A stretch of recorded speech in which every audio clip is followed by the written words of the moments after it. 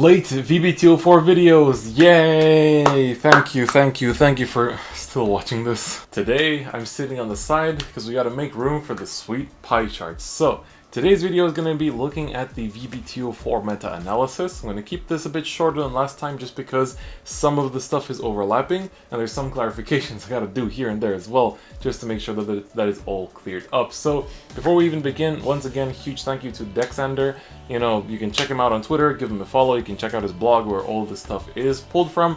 If you do check out the blog, no hair touching, but if you do check out the blog, you can actually check all the results that are put into this pie chart, and it usually says like the time frame and stuff like that of the pie charts and whatnot. So you can data check all this stuff and see where all these results are coming from and how they contribute to the pie chart. So without any further ado, let's take a look at our V-BT04 / April like half of May meta analysis. So here it is. Here is your sweet pie chart. So taking a look at it, I need to immediately clarify that there's one thing that needs to be said here, is that most of these results are team-based. And so with a team, you're usually going to have like two of the more recent, popular meta decks that will probably be on that team, and then one will usually be some kind of safe pick that's been a dominating deck for some time, and that is the #1 clan on our pie chart, which is Angel Feather, and it was last time too. So the reason why I say this is because Angel Feather is still good,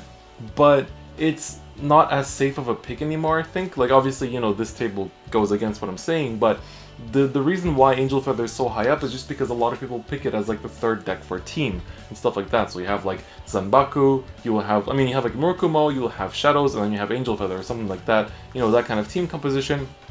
It's pretty common, and so I think that's why that contributes to the high amount of Angel players here. But I think once we shift after this half a year, of Team League, once we shift to the solo events, I think this pie chart might start to look a little bit different, just because then we start seeing less of the Angel Feathers, because there's going to be just, it's all solo based. It's going to be more of, the decks that are driven by the players themselves, so it's going to change some things. So I won't spend too much time talking about Angel Feather. I already talked about them last time. If you want to see my thoughts, you can check out last time's analysis. So I want to go straight down to the second most popular deck, which is at 14% of tops, which is Murakumo. So I already made a video talking about Shirayuki, you can check that out, but the main reason why this deck is doing so great is Shirayuki and her, two fated partners that are Jakotsu Girl and Rainy Madame. But Shirayuki is really good because she brings in a kind of form of control of like, oh, no fun allowed kind of into the game, because she minuses 10k from your opponent, like from 3 of your opponent's units, and that's really important because those 3 units will usually be the ones that are like just under 10k of hitting or something like that, which for a lot of clans that does mean that they won't be hitting unless they put straight up triggers on them. But against Axel clans, obviously they can pull a front and negate Shirayuki's effect, which isn't that bad anyway, because at least then you're saving on shield with how much you would have guarded if they got that front and you didn't use Shirayuki.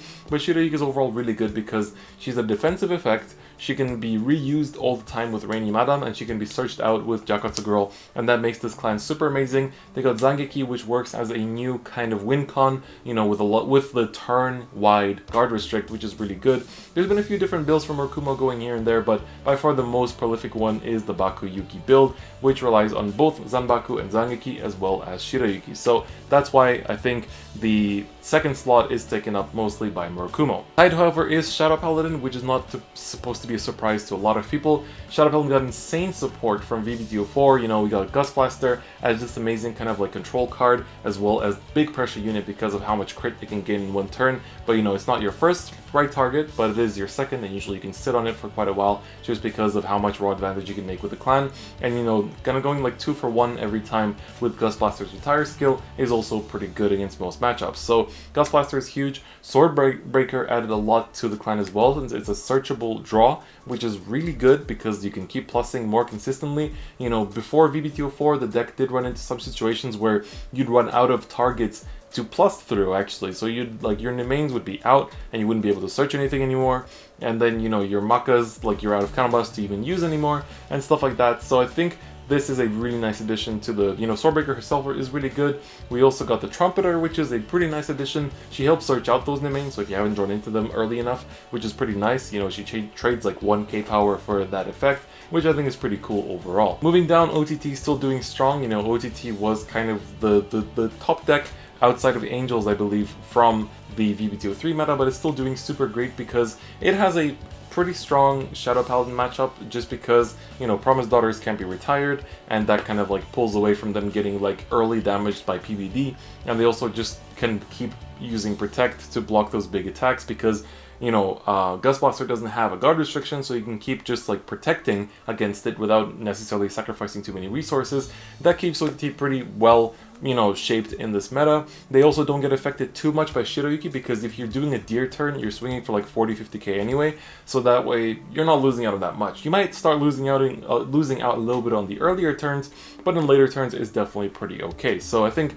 that's part of the reason why OTT is still doing so strong. Going down the list, Gold Paladin is still, showing up to be pretty good, at 8%, which is relatively high as well. I think for golds, they're still able to kind of like, because they are an Axel clan, and as I mentioned, with Shiroyuki, some of the Axel clans can pull through if they run front-oriented builds. So for Azel, this might mean changing up the build a little bit just to kind of like accommodate for the shift in the meta, but it's still a very strong clan that can climb to grade 3 super fast, and then, still uses previous win cons as well. There's two kind of like prominent builds that we've seen lately, one being like the just super Azel reliant build that just like turbos into Azel as fast as possible, and then the other one being the more based on superior calling and keeping up momentum. But the other build that's been doing really great in terms of golds that's not Azel is Garmor. Actually, Garmor's been showing up to be really strong in standard, and just because like every time you ride you get some advantage, you get an Axel circle, and it just like it gives you extra power on your units to hit magical numbers. It produces like new units all the time.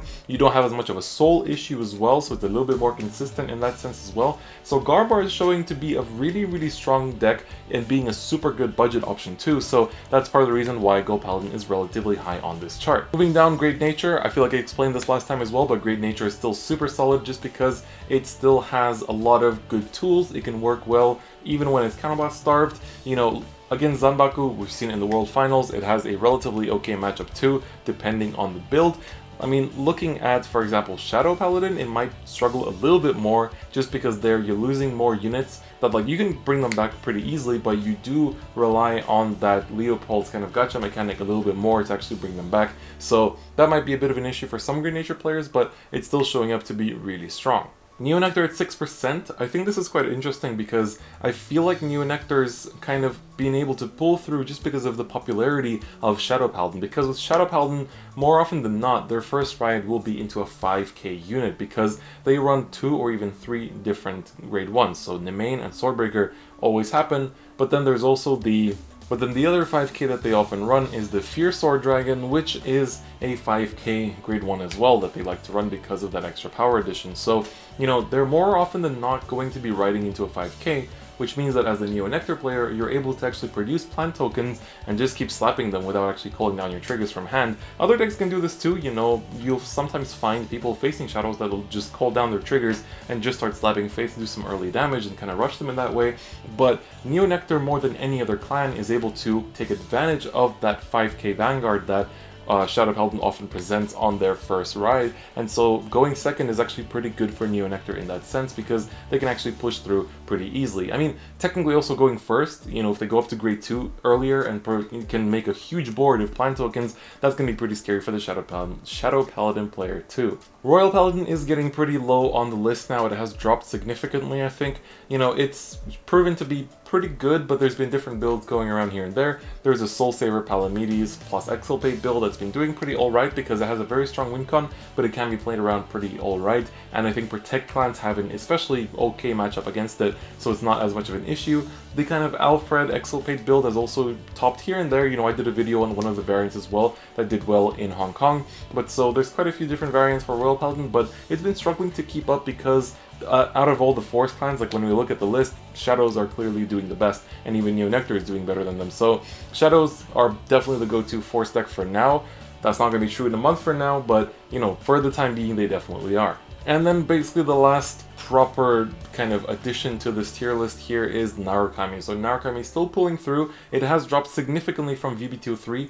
This is partially because Narukami is not a very popular clan in Japan, which is where a lot of the data here comes from, but also just because it's been struggling to keep up with decks like Shiroyuki, because getting 3 of your units to minus 10k when you're playing against Shiroyuki as Narukami can be somewhat of an issue, just because it's hard to keep up, because maybe your numbers are swinging for like 19 or 18 or 21, and so you're barely missing that 22k mark or the 12k mark in that sense. So that's why you need to be especially careful in the Shiroyuki matchup, and I think with Shadows coming back to some extent, it's also become a bit harder because they don't make PGs easily. That's already a pretty big issue, you know, that's why Protect clans have an easier matchup against that. But apart from that, you know, binding stuff it's not very strong when you look at the top 3 decks here. You know, against Angels, they're not going to call down a Feather Palace too early, you know, just have it bound. And then against Shadows, like, there isn't that much you can bind that will actually hurt them, like unless you pull up like the mains and whatnot, but then they can just search out another one to be safe. And then, you know, with Shiroyuki, also, they're not going to call out their Shiroyukis too early just to, like, you know, have them being bound, because that's a very important part of their game plan, so they're usually going to be more careful. So I think Narukami is still pulling through, it's still showing some results. Some people are playing completely different builds, like they're playing 4 Detonics Drill, 4 Vermilion, just to kind of, you know, keep up with Murakumo, because that way with Vermilion they can punish those huge boards of like a lot of Axel circles. So it's pretty interesting to see how the deck's been changing, but it's definitely struggling to keep up a little bit. Then the last few ones that we have, I think these are kind of like 2 ofs, 1 ofs, 3 ofs in terms of tops. So we have things like Genesis, we talked about last week, Gear Chronicle, also talked about last week. Kagero, again, has been discussed as well. This will change in a month or so, or well, in 2 months actually, when we're going to be taking a look post the V-EB06 tops, because so far in Japan, Kagero has been doing amazing. It definitely got brought back with the Great and Sable Dragon Newt, and like all the new support has been doing really, really good. So this will definitely change. DP got like 1 top. DP has the Miracle Beauty variant. It comes up here and there every now and again. Really heavily depends on matchups. It's a pretty okay deck. It was much better during the first few months of the set's release, but definitely fallen off now. Then Link Joker, to some surprise, but also, you know, if you've been analyzing the meta, not as much of a surprise, but Link Joker with the first set of support definitely struggles to this extent, because a lot of clans can play around it, because the deletes have a relatively steep cost, especially on the first delete, so you can play around the cost and kind of deny some counterblast.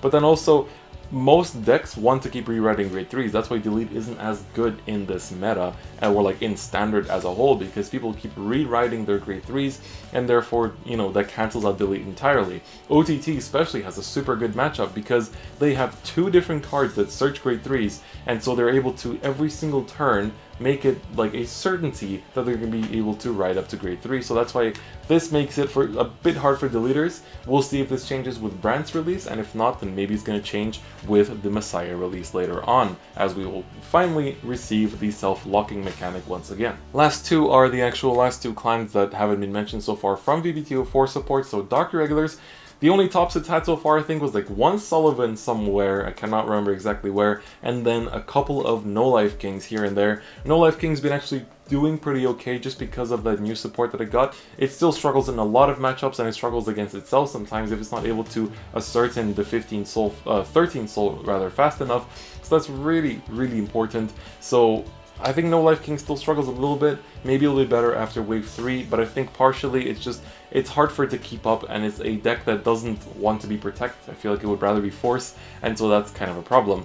Pale Moon is under a similar boat, but I think Pale Moon is also somewhat underplayed at the moment because a lot of people were disappointed with the end of stage, because End of Stage is a pretty meh VR in a sense, but it's still relatively good. But I think the only topping lists that we've seen for Pale Moon have been essentially just the Golden Beast Tamer plus some of the new grade 2s and grade 1s. And the deck's been doing okay, but it suffers from the same thing Pale Moon has always suffered from, is that if you don't ride Golden Beast Tamer, you're kind of screwed. It's really hard to do your combos, and you kind of just fall flat on your face, and you're not able to push out the pressure that you normally need to. So it's a very gambly kind of deck. So that's going to be it for this meta-analysis. What do you guys think? I apologize once again for this being late. I would have much rather released it much earlier, but we'll be taking a look at this again with V-EB06.